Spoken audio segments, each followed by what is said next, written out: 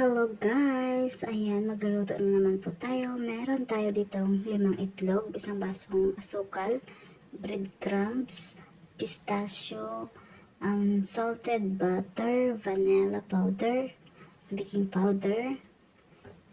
Ayan, kasi gagawa po tayo ng pistachio bread. Ayan, so ipapakita ko sa inyo kung paano ito gagawin.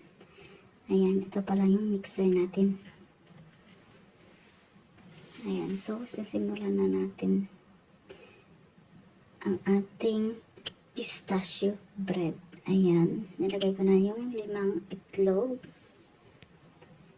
Tapos, sayaan lang natin dyan ng 10 to 15 minutes. Ayan.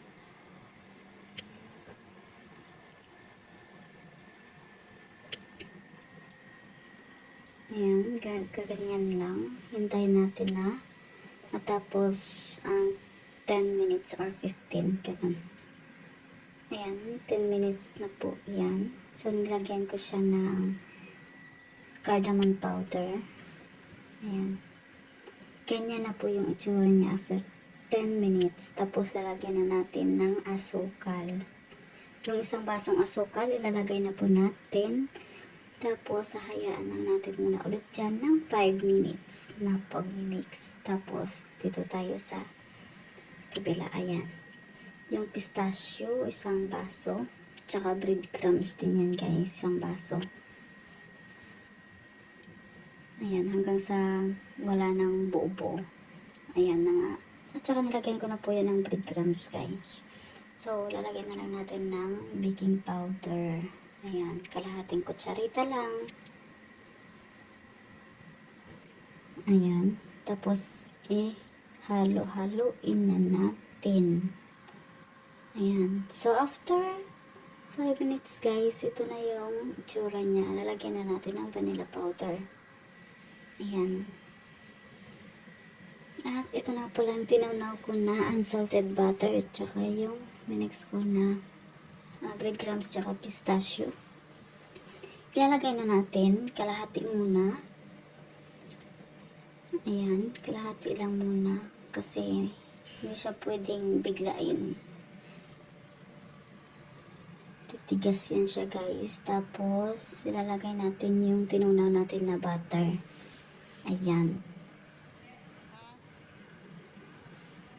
Ayan, ilagay na natin lahat yan guys. Pero paunti-unti lang ang paglagay. Ayan. Tapos, susunod na natin ang natitirang pistachio tsaka breadcrumbs dyan. Ayan. Tapos, hayaan lang ulit muna natin ng 5 minutes na mag-ikot-ikot siya dyan. Ayan. Dapat tanggalin natin itong nasa gilid dito sa taas kaya para ma-mix din siya.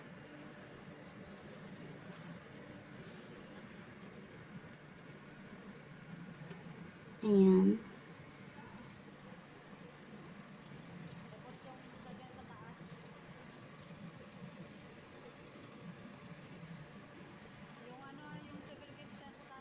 At pagkatapos nito guys, ililipat na natin dun sa kanyang lagayan. At so habang nagaano pala kayo ng itlog, painitin na natin yung oven natin. Para sakto pagkatapos mainit na yung oven.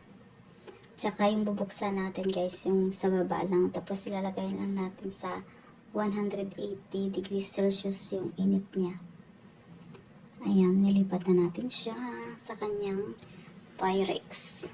Ayan.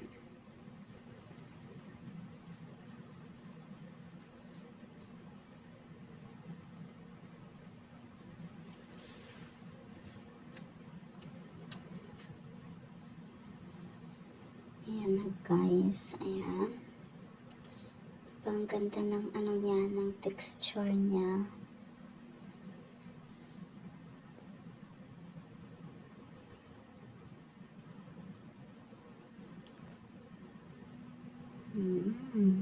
Wow, ganyan na po. At ayan, nilagay na natin sa oven. Tadan! Diba? Tapos, papakita ko sa inyo, ayan, 180 lang yan, guys. 180. Ayan. So, dito naman is, baba lang siya with fan. Ayan. Tapos, iset natin ng 30 minutes. Pero, guys, dapat, ano lang siya, nasa 20 minutes lang talaga na sobrahan ko yan, guys. Kaya, mamaya makikita nyo. Medyo nasunog siya, guys. Ayan, makikita nyo yan mamaya kung paano siya nasunog. Kasi ewan ko ba, parang ano na itong oven ng amo ko. Yung kabilang side, masyado siyang mainit. Tapos, ano, sa kabila naman, okay naman siya. Basta yung kabilang side lang siya yung medyo nasunog. Pero, alam mo na, pag basta Pinay, alam na kung paano diskartehan pag ganyan ang nangyayari sa ating mga niluluto. Ayan. So, ayan na nga, guys. Tapos na siya. Lutong-luto na talaga siya. So, yung kabilang side, yung naluto, ay yung nasunog. Ayan pang sa gitna. Ayan po yung pinagtusukan ko kanina. Ayan. Kasi baka nakikita niyo dyan, napansin niyo na bakit may butas or may crack sa gitna, diba? So, ayan. Ayan siya, guys. Yung dyan banda ang nasunog.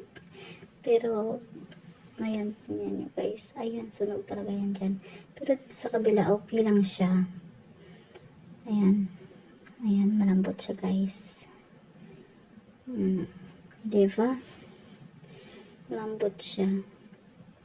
So, hintayin lang natin ng 10 minutes at hihiwain na natin. Ayan. Lumamig na siya after 10 minutes. Kaya, hihiwain na natin. So, bago yan, guys, ipapakita ko muna sa inyo ang sunog. Tadan! Diba? Yung gilid lang ang nasunog, guys. Buti na lang. Ayan, so makikita natin yan mamaya kung gano'n siya kasunog pag tinanggal natin. Ganon kasunog, guys. So, madidiskartehan natin yan mamaya. So, hihiwain na natin. Ayan. Okay. Hiwain natin ng square. Pa-square. Ayan.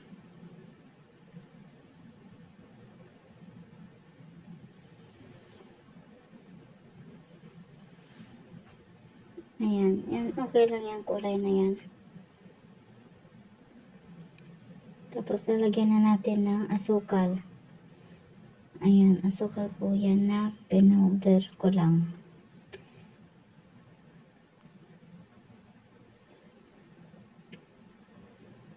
Ayan. Guys, natatakam ako. Habang nag-voice record tayo dito, natatakam ako. Sarap kasi nito, guys. Ayan. So, lipat na natin sa kanyang lagayan. Ayan. Doon sa kabilang sa kabilang side, guys, hindi masyadong sunog. Yung sakto lang siya. Pero yung tingnan nyo, guys, yung pinapakita ko, maitim siya dito sa camera. Pero, sa screen. Pero, siya. Sa personal, hindi siya sunog. Sakto lang siya. Ayan. Diba lahat? Wala akong kinukuhang sunog dyan sa baba. Pinakilalim niya. Kasi hindi siya sunog doon. Sakto lang siya. Yung dito lang talaga sa kabilang side, yung pinakadulo. Yung huling hilera dyan, yun lang yung sunog talaga, guys. So, didiskartehan natin yan. So, ayan na. Ayan. So, ganyan lang, guys. Para matanggal ang itim. Konting kiskis lang. Diba? Ganyan. Dumiskarte ang mga Pinoy. Ayan, dahil makapal ang sunog dyan. Ayan. Oh, diba? Tapos na. Ay, may isa pa pala.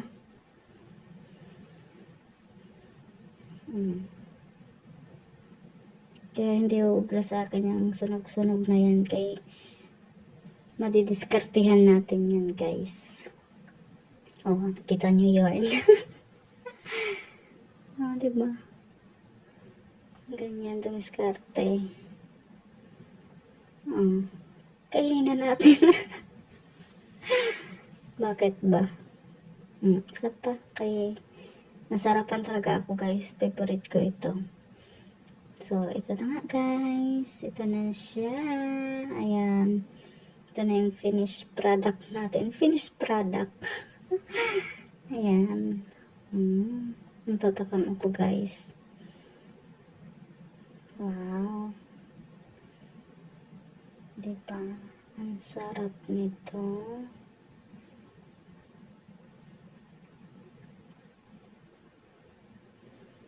Natatakam talaga ako, guys. Parang ayoko na magsalita.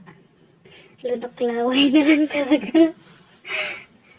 Mas Lord.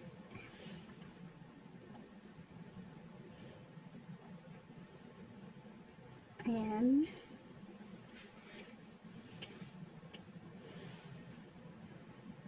So, ayan lang, guys.